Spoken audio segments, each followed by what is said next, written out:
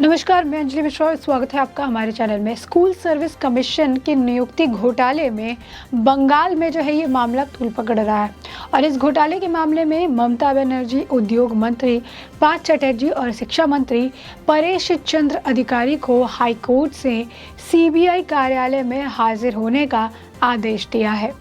पार्थ चैटर्जी जो है बुधवार शाम को 6 बजे जो उनका समय था, तो वो समय सीमा समाप्त होने के बाद सीबीआई कार्यालय में हाजिर हुए। लेकिन बात करें अगर परेश चंद्र अधिकारी की, तो अभी भी वो सीबीआई कार्यालय में नहीं हाजिर हुए हैं। उन्होंने डिवीजन के बेंच में याचिका दायर की है। बता दें कि न्यायमूर्ति अभिजीत गंगोपाध्याय की एकल पीठ ने कथित नियुक्तियों के समय राज्य के शिक्षा मंत्री रहे चैटर्जी को बुधवार को शाम 6 बजे से पहले ही यहां केंद्रीय अवशेषण ब्यूरो यानी सीबीआई के कार्यालय में पेश होने का निर्देश दिया था। चैटर्जी वर्तमान में ममता बनर्जी के नेतृत्व वाली सरकार में उद्योग, वाणिज्य और संसदीय मामले में मंत्री हैं। पार्थ चटर्जी के वकील को न्यायमूर्ति हरीश टंडन के नेतृत्व वाली खंडपीठ का रुख किया और एकल पीठ के उस आदेश पर रोक लगाने का आग्रह किया जिसमें मंत्री को सीबीआई के सामने पेश होने का निर्देश दिया गया है।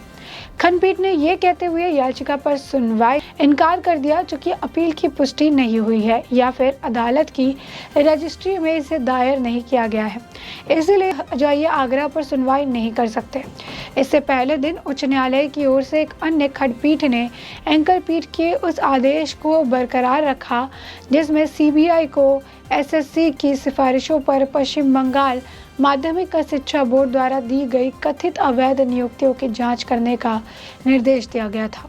खंडपीठ के आदेश के तुरंत बाद न्यायमूर्ति गंगोपाध्याय की एकल पीठ ने राज्य के मंत्री पार्थ चैटर्जी को एसएससी नियुक्ति घोटाले के सिलसिले में बुधवार शाम 6 बजे से पहले यहां स्थित केंद्रीय अवशेषण ब्यूरो के कार्यालय में पेश होने का निर्देश दिया। न्यायाधीश ने कहा कि उन्हें उम्मीद है कि वो न्याय के हित में चैटर्जी मंत्री पद से इस्तीफा दे देंगे।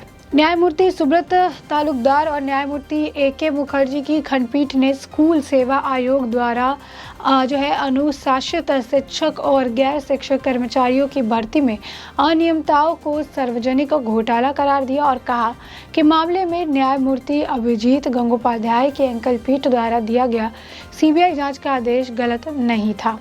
खंडपीठ ने कहा कि एकल पीठ के फैसले में हस्तक्षेप की कोई आवश्यकता नहीं है। एकल पीठ के राज्य के तत्कालीन शिक्षा मंत्री पार्थ चटर्जी को सीबीआई के समक्ष पेश होने का आदेश और निर्देश दिया और कहा था कि सरकारी सहायता प्राप्त स्कूलों में 9वीं और 10वीं कक्षा के वास्ते शिक्षकों और ग्रुप सी तथा डी के कर्मचारियों के लिए 2016 के पैनल की भर्ती प्रक्रिया की देखरेख के लिए गठित 5 सदस्यीय समिति अवैध थी। इससे पहले मंत्री को न्यायमूर्ति गंगोपाध्याय ने 12 अप्रैल को निजाम पैलेस स्थित कार्यालय में सीबीआई के समक्ष पेश होने का निर्देश दिया था, लेकिन उन्हें आदेश पर खंडपीठ से स्थगन मिल गया था। एकल पीठ ने 7 आदेश पारित किए थे जिनमें सीबीआई को शिक्षण और गैर शिक्षण कर्मचारियों की नियुक्ति में कथित अनियमितताओं की जांच करने का निर्देश दिया गया था। इन सभी आदेशों पर पहले खंडपीठ ने पूर्व कई अपील दायर होने के बाद रोक लगा दी थी। विभिन्न अपील पर फैसला सुनाते हुए खंडपीठ ने घोटाले से जुड़े तत्कालीन वरिष्ठ अधिकारी के खिलाफ मुकदमा चलाने के लिए अदालत द्वारा गठित न्यायमूर्ति आर.के. बाग समिति की सिफारिश को स्वीकार कर लिया। खंडपीठ ने बाग कमेटी की रिपोर्ट को भी मंजूरी दे दी। खंडपीठ के एकल पीठ के फैसले में हस्तक्षेप नहीं किया। कलकत्ता हाईकोर्ट के न्यायमूर्ति सुब्रत तालुकदार और न्यायमूर्ति आनंद कुमार मुखर्जी की खंडपीठ ने यह आदेश पारित किया। विवादास्पद रूप से नियोजित लोगों के वेतन में कटौती या वापसी का निर्णय लेने में कुछ भी गलत नहीं है। कलकत्ता हाईकोर्ट ने पूर्व शिक्षा मंत्री पार्थ चटर्जी को एसएससी भ्रष्टाचार मामले में सीबीआई के सामने पेश होने को कहा था।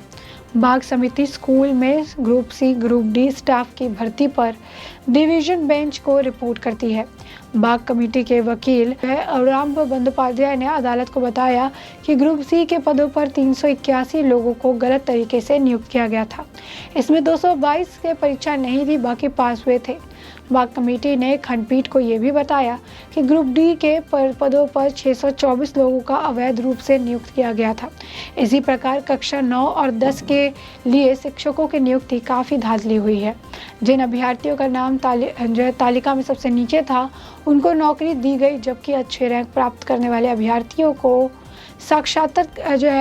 अभ्यर्थियों को किसी भी तरीके की कोई फैसिलिटी नहीं दी गई, उन्हें बुलाया तक नहीं गया। वहीं दूसरी तरफ आपको बता दें कि सिर्फ ये 2 मंत्री ही नहीं, अब सीबीआई के रिटायर पर टीएमसी के नए एक और मंत्री भी आ चुके हैं।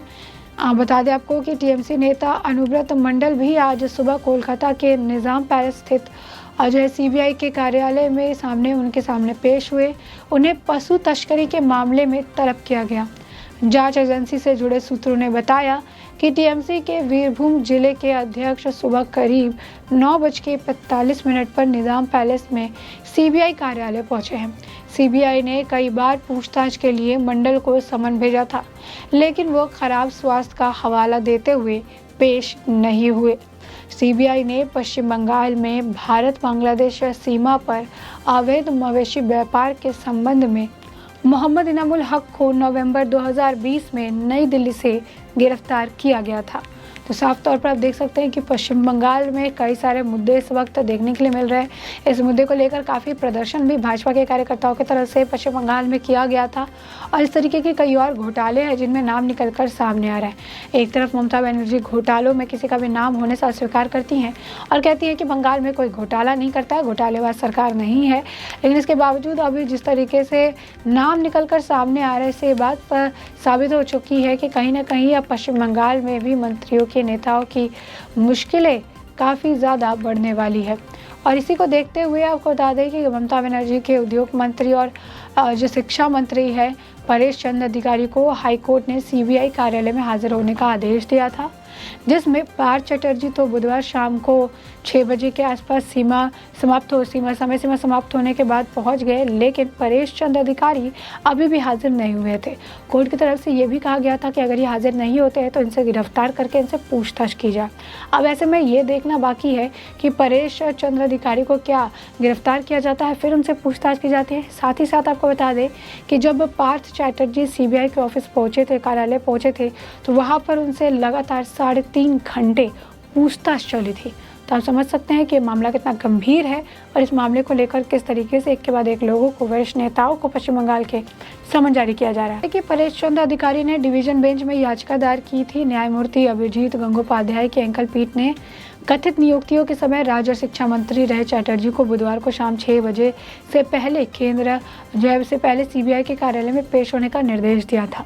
चटर्जी वर्तमान में ममता बनर्जी के नेतृत्व वाली सरकार में उद्योग, वाणिज्य और संसदीय मामलों के मंत्री हैं और पार्थ चटर्जी के वकील ने न्यायमूर्ति हरीश टंडन के नेतृत्व वाली खंडपीठ का रुख किया और एकल पीठ के उस आदेश पर रोक लगाने का आग्रह किया जिसमें मंत्री को सीबीआई के सामने पेश होने का निर्देश दिया गया था। ऐसे में जो मामला तूल पकड़ता नजर आ रहा है, लगातार इस मामले में कुछ ना कुछ अपडेट आती रह रही है, तो इससे जुड़े हुए और भी जो अपडेट आएगी उस हम आपको अपडेटेड रखेंगे। फिलहाल के लिए आपने ये पूरा मुद्दा जो है बड़े विस्तार से जान और समझ लिया है और अब इस पूरे मुद्दे पर पश्चिम बंगाल में जिस तरीके से अलग अलग मामलों में ममता बनर्जी के मंत्रियों के नाम आ रहे हैं और सीबीआई जो है जांच कर रही है मामलों की, इस पूरे मुद्दे पर आपकी भी जो राय हो हमें कमेंट सेक्शन में कमेंट करके ज़रूर बताएं।